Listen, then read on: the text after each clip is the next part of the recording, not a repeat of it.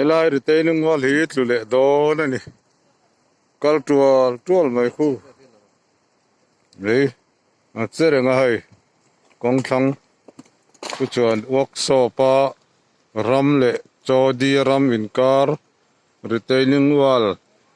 NHIDC elinan siam on thato khop mai hai kong chu helai chin hiania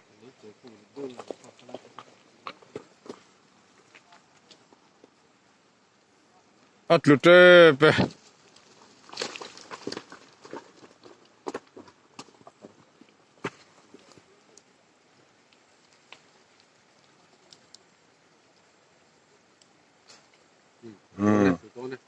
oh ho ho ho oh ho ho ho oh oh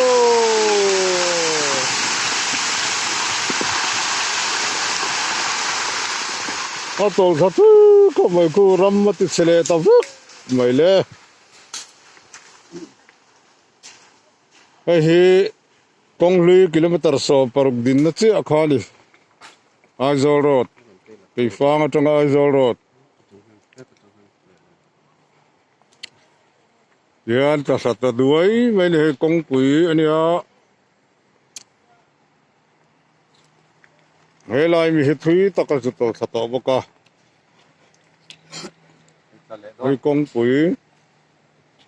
andi te nungal pakhat sa ku ku lai khu adinga pakhat chu ku ta ta sani ram tik te ati chena samai ai takhiya tale do na lai ko bir ber hi ai chu saklama mi mai to khania retaining wall sakami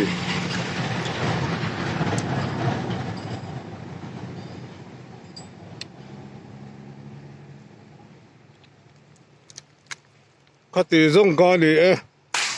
vai ho na to chiat ta kan lak thei chu